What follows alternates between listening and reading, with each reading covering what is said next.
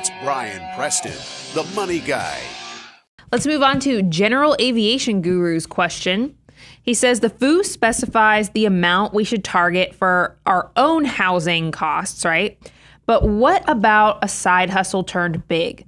What are some good guidelines to stick with when financially assessing a commercial space? Ooh, that's a hard one, right? Because it varies so much. Because when you're looking at commercial properties, it's different. Are you buying a single property that's going to house you, right? Like maybe you have a small business, maybe you're a plumber, and you just need a warehouse facility where you can keep your stuff and you can have some employees.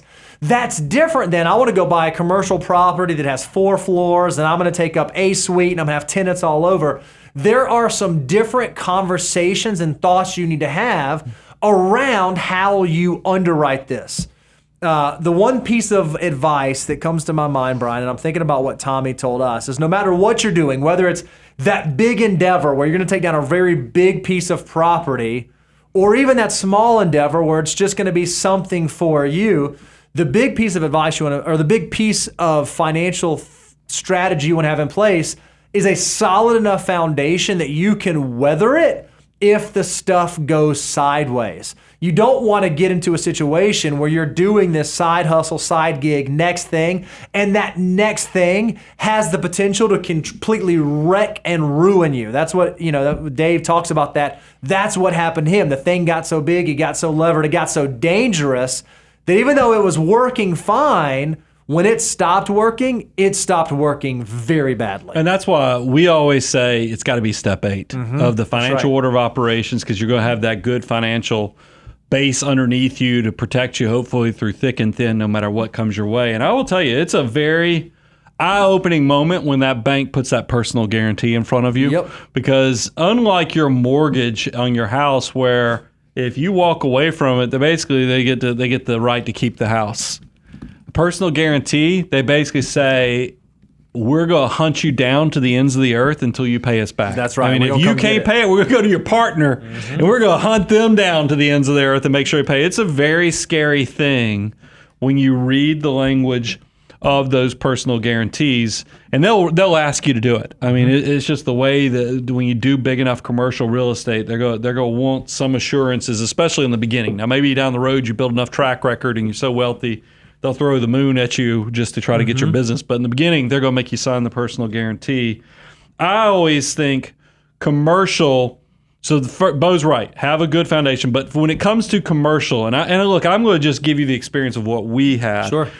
Everything I try to share with you guys on the Money Guy Show is where we've tried to maximize the incremental decision-making you're making, meaning you're going down a path, a financial journey, and if you go this way, it will result in this financially, and if you go this way, it results in this. So you can compare and contrast and develop that critical thinking skills to maximize your life, because you start stacking all these decisions you make, and then one day you go, whoa, this thing's turned into something.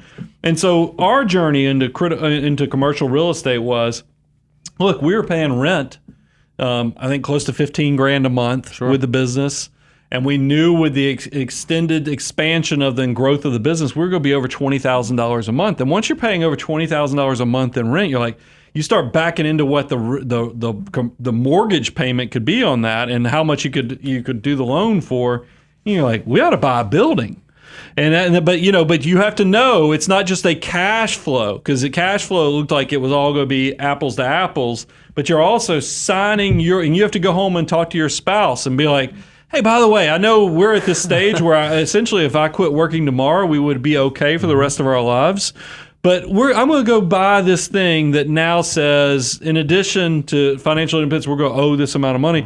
That's a heavy weight. And that's something that I talked to the guy who sold us this building. I talked to my spouse. And you have to weigh all those things and say, is the opportunity, the incremental value I'm going to get from this transaction going to be worth enough that I'm willing to risk, because that's what it is. It's risk at my stage in my 40s. And that's the part that I can't give you that answer, but I can give you the skill set to navigate those things. And that's kind of what we do for all of our clients. That's the abundance cycle fulfilled, is that when you get into this, I don't care who you are, how simple you want your life, success creates complexity. And these are the type of incremental decisions that we have to help clients with. It's how do you balance how much I can make versus how much I'm risking? And is this a smart decision after I've won the game? You have to weigh all those things together and figure out how it fits into your financial plan. Brian talks about when you go about a business endeavor, and buying commercial real estate is kind of like a business endeavor. You're supposed to have the 3 P's when it comes to planning. You want to have the pie in the sky plan, you want to have the probable outcome plan, and then you want to have the poo-poo plan. I would argue when it comes to commercial, the poo-poo plan is by far the most important. You need to really measure out what does it look like if this thing goes completely opposite of what I think it's going to look like, and can I still make it work? Can I still get by? And then if you can answer that question in the affirmative, then it's something worth potentially investigating. Yeah, and don't do a two-wheeled wagon method, meaning I need this thing to really roll, even in the worst case scenario. And that's where we were. I knew from a cash flow of Abound Wealth with the Money Guy Show, even if we had no rent coming in from anybody, We'd be okay. We'd be okay. And that's kind of what led us to say, okay, it's okay that we are on paper taking this risk, because I think incrementally this will be a good long-term decision. And then now looking back 2 years in the future, It's worked out so far. it's been pretty good to this point, except for, putting a new roof. Renovation was a lot of work, and then commodes and all the other stuff that goes with it. Poo-poo plan.